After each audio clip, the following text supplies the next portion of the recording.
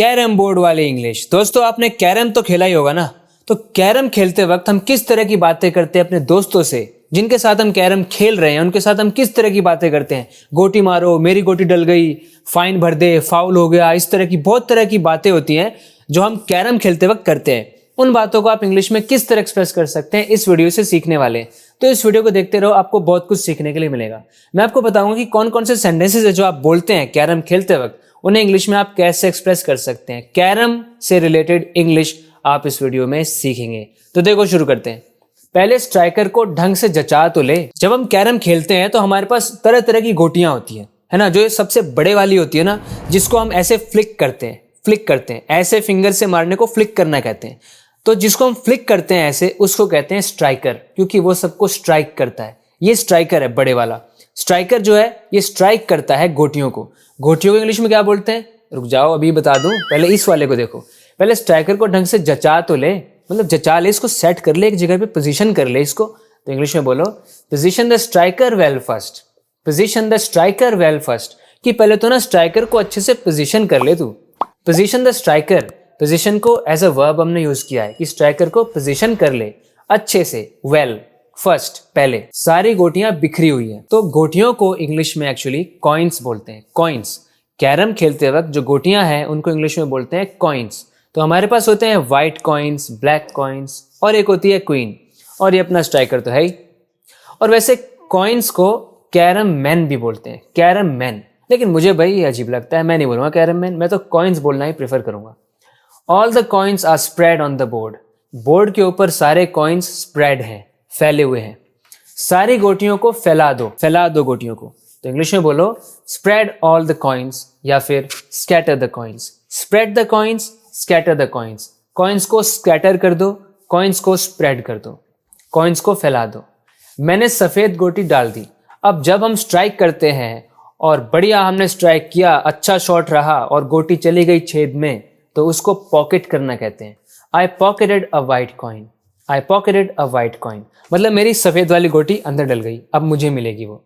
तो पॉकेट में आप इन भी लगा सकते हैं। I pocketed in a white coin, मैंने एक वाइट कॉइन को पॉकेट इन कर लिया। पॉकेट इन जब आप बोलते हो तो इसको कह देते हैं एक फ्रेजल वर्ब है, क्योंकि इसमें दो वर्ड्स मिले हुए हैं, दो वर्ड से मिलकर एक वर्ब बनता है, उसको कहते हैं फ्रेजल वर्ब।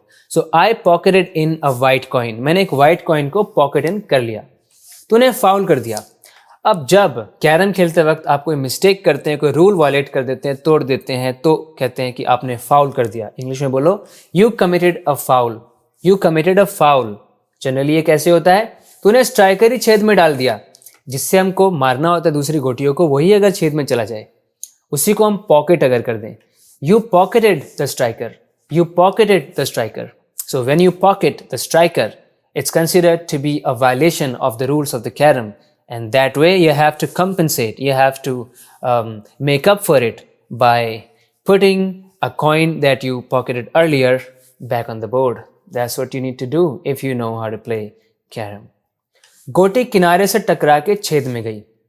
तो कैरम बोर्ड के चारों तरफ साइड्स होती हैं, ऑफ कोर्स स्क्वायर बोर्ड पर खेला जाता है ना वो, तो चारों तरफ साइड्स हैं या वो कैरम के एजेस हैं, वहां पे गोटी जाती है, बाउंस करके वापस आ जाती है। The coin bounced of the side, coin गया और बाउंस ऑफ किया उसने।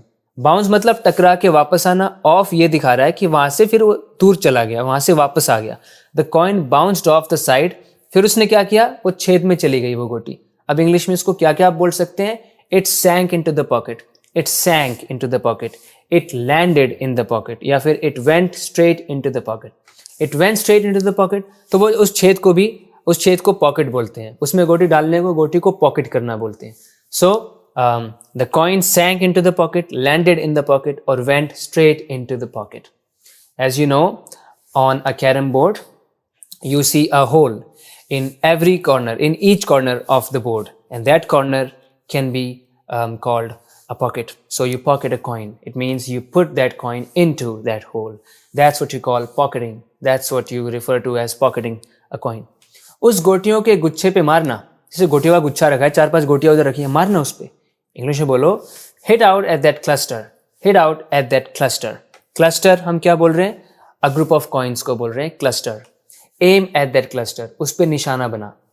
अरे यार रह गया, तो आपके साथ ऐसा होता है कि आपने स्ट्राइक किया, आपने फ्लिप किया, स्ट्राइकर को फ्लिक किया, लेकिन मिस हो गया, गोटी नहीं गई, तो हम बोलते हैं ना अरे यार रह गया।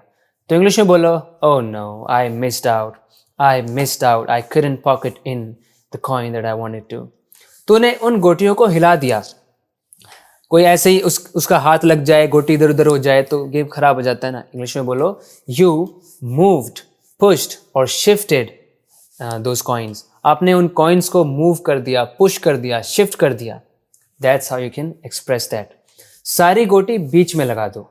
This is what happens when we start the game, when we start playing carrom. What we do is we arrange all the coins in the centre, कि सेंटर में सारे कॉइन्स को हम अरेंज कर देते हैं, प्लेस कर देते हैं सारे कॉइन्स को सेंटर में।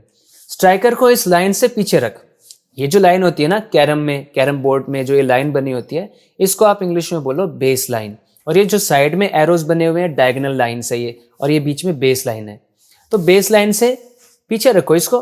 Place the striker behind the base line. Base line से पीछे रखो इसको। ये गोटी 20 की है तो 10 की गोटी होती है, 20 की गोटी होती है, 50 की होती है। इस तरह से हम बात करते हैं। इंग्लिश में क्या बोलेंगे? This coin is worth 20 points. मतलब इस कॉइन की जो वर्थ है ना, जो वैल्यू है वो 20 पॉइंट्स की है। This coin is worth 20 points, या this coin gives you 20 points. Board पे थोड़ा पाउडर छिड़क दो। Sometimes when we realize that the coins are not sliding very well on the carrom board, what we do is sprinkle a little powder on the board. Sprinkle a little powder on the board. That's the sentence. Sprinkle a little powder. Sprinkle a little powder on the board. रख दे वापिस उसे. When somebody committed a foul and we ask them to put the coin that he pocketed earlier back on the board. This is what we say. Put the coin back on the board. Put it back on the board. Put it back on the board. ये it का मतलब है वो जो coin जो तूने जीता था, अभी रख दे वापस उसको. Put it back on the board. आपके पास कितनी गोटी बची है? How many coins do you have left? How many coins do you have left? Striker को हल्के से मारना, इस बार धीरे से मारना. So hit the striker softly this time. Hit it gently, softly this time. मेरा तो खाता भी नहीं खुला अभी तक. तो ऐसे जोकिंगली हम बोल रहे होते हैं ना कि जब एक भी गोटी नहीं आई मेरी, अरे यार मेरा तो खाता तक नहीं खुला. तो आप इंग्लिश में भी फनीली बोल सकते हैं I haven't open my account yet. लेकिन इसका मतलब तो यह है ना कि I haven't pocketed in a single coin yet. I haven't pocketed a single coin so far, कि अभी तक तो मैंने एक कॉइन भी पॉकेट नहीं किया, एक भी नहीं मिला मुझे. I haven't earned any points so far. I am stressed out, I don't know what to do, I am gonna lose the game. तो दोस्तों ये था मेरे पास आपके लिए इस वीडियो में. बात करते हैं अगले वीडियो लेसन में. इसी तरह से इंग्लिश इंप्रूव करते रहने के लिए इस चैनल को सब्सक्राइब जरूर करें. बात करते हैं अगले वीडियो लेसन में. Till then take care and bye.